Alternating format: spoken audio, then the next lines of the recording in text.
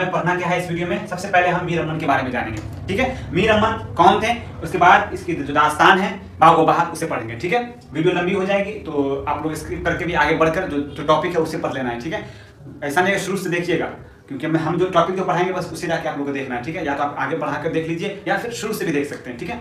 चलें देखिए मीर अमन के बारे में जानते हैं। मीर अमन देहलवी कौन है, तो देखिए क्या है, नाम और तखल्लुस के बारे में हम पहले डिस्कस कर लेते हैं, ठीक है। नाम और तखल्लुस के बारे में अगर बात करें तो मीर अमन का असल नाम मुख्तलिफ तज़किरों में मुख्तलिफ अंदाज से आया है, ठीक है।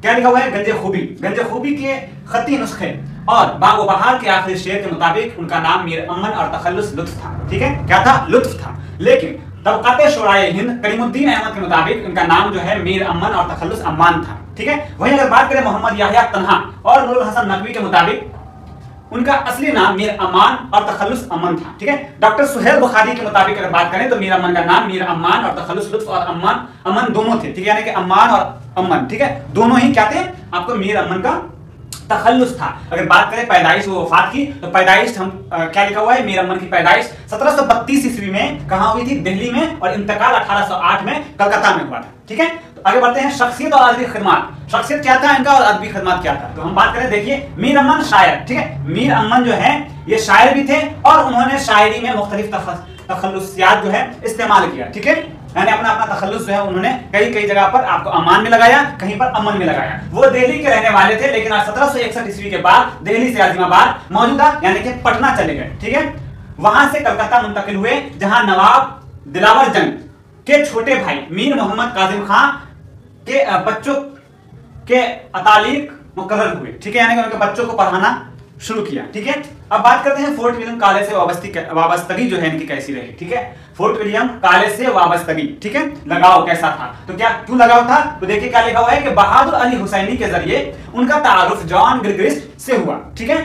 4 मई 1801 ईस्वी को मीर अमन फोर्ट विलियम कॉलेज के हिंदुस्तानी शोबे में 40 रुपए माहनामा यानी कि क्या किया इन्होंने, तनख्वाह पर मुंशी मुकर्रर हुए, ठीक है। मुंशीगिरी जो है इन्होंने शुरू कर दी कब, 4 मई 1801 ईस्वी से, ठीक है। 40 रुपए माहनामा पे, ठीक है, यानी कि महाना तनख्वाह पे। क्या है, वो 5 साल इस मनसब पर फायज रहे, यानी कि उन्होंने 5 साल तक वहां मुंशीगिरी की। फिर 4 जून 1806 ईस्वी को वहां से शुद्धघोष हो गए, ठीक है। चले आगे बढ़ते हैं, क्या लिखा हुआ है, मीर अमन के अदबी कारनामे में बात करें तो क्या है, सबसे पहला इनका आता है बागो बहार जदीद उर्दू नस्र का नुक्ता-ए आगाज। क्या है, मीर अमन का सबसे नुमाया और तारीखी कारनामा बागो बहार की तसनीफ है, जिसे उर्दू नस्र में जदीद दौर का नुक्ता-ए आगाज तस्वर किया जाता है। इस किताब की जबान, उसलूब और रोजमर्रा मुहावरे की बरमहल अदायगी ने उर्दू नस्र को नई राह दिखाई है। हो सकता है हम कुछ अल्फाज आपको कह सकते हैं दुरुस्त नहीं पढ़ते होंगे, लेकिन उसे आप लोग दुरुस्त कर लीजिएगा, ठीक है। हम ये नहीं कह सकते हैं कि क्योंकि हम खुद अभी स्टूडेंट हैं, ठीक है, हम खुद अभी पढ़ते हैं, तो हो सकती है कुछ अल्फाज हम गलत पढ़ दें, तो इस पे घबराना नहीं है। गूगल का जमाना है, गूगल पे जाइए, उसे सर्च कीजिए, वहां अदायगी के साथ बता दिया जाता है कि कौन सा अल्फाज कैसे पढ़ना है, ठीक है। अगर आपको नहीं पता है कैसे सर्च करते हैं तो वो भी मैं आपको बता दूंगा नेक्स्ट वीडियो में, एक शॉर्ट्स वीडियो के जरिए, ठीक है। तो चलिए देखते हैं क्या है। दूसरा क्या है इनका, तसनीफ का पस मंजर। इन्होंने जो अपनी किताबों के अंदर कैसी तस्वीर खींची है, किताबों के अंदर कैसी मंजर दिखाते हैं ये लोग, तो वो देखते हैं। क्या लिखा हुआ है, बागो बहार दरअसल अमीर खुसरो देहलवी के मशहूर फारसी किस्सा चहार दरवेश का एक आजाद और बामुहावरा तर्जुमा है, ठीक है। इस किस्से का एक तर्जुमा पहले मीर मोहम्मद हुसैन अताउल्लाह खान तहसीन ने नौतरज मुरस्सा 1775 ईस्वी के नाम से पेश किया था। याद रखेंगे, ये सब मारूजी सवालात के पॉइंट्स हैं, ठीक है, इसे याद रखिएगा।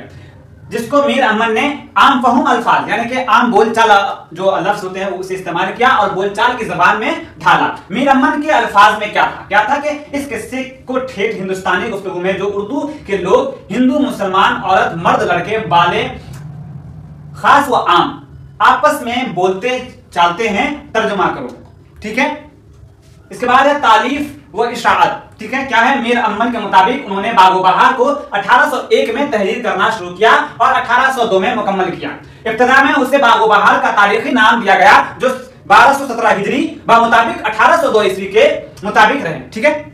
क्या है, जॉन गिलक्रिस्ट की फरमाइश। क्या थी, जॉन गिलक्रिस्ट की फरमाइश पे यानी कि जॉन गिलक्रिस्ट के कहने पर यह तसनीफ की गई थी ताकि फोर्ट विलियम कॉलेज के तलबा उर्दू जबान की अमली मश्क हासिल कर सके, ठीक है। इसके बाद क्या है, 1802 ईस्वी में जॉन गिलक्रिस्ट ने किस्सा चहार दरवेश के उन्वान से इसका 102 सफाहत पर मुश्तमिल इंतखाब हिंदी मैनुअल में शामिल किया, ठीक है। इसके बाद मुकम्मल किताब 1803 में हिंदुस्तानी प्रेस कलकत्ता से बागो बहार के नाम से शाये हुई। जब कि रशीद हसन खान, जबकि रशीद हसन खान के मुताबिक इसकी बाकायदा किताब इरशाद जो है पहली बार 1804 ईस्वी में हुई। ठीक है, अब बात है, अगला पॉइंट है आपको आलमी असरात व तराजिम।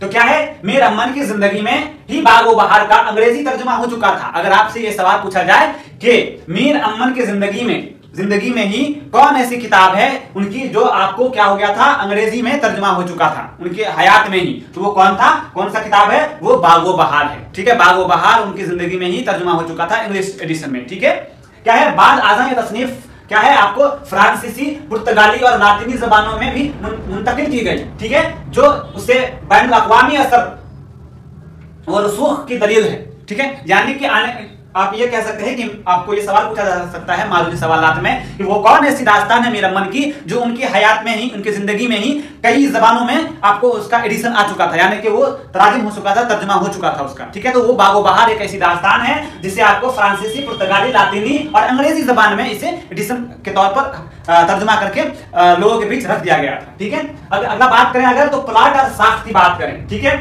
प्लॉट और साख्त कैसा रहा था इनका, तो ये क्या है आपको, अगरचे बाग व बहार की कहानी में पेचीदगी है तो और गैर मरबूती है। ठीक है, क्या है, पेचीदगी भी है और गैर मरबूती भी है। ठीक है, लेकिन जबान व बयान, मुहावरा बंदी और मंजर निगारी इसकी खूबियां हैं। ठीक है, ये खूबियों के अंदर आप लिख सकते हैं। यह किस्सा 5 कहानियों पर मुश्तमिल है, एक आजाद वक्त बादशाह की और 4 दरवेश सरगुजश्त की। इस वीडियो में इतना ही। देखते रहिए हिंदुस्तानी एजुकेशन। मिलते हैं अगले वीडियो में। गुड बाय, टेक केयर, अल्लाह हाफिज।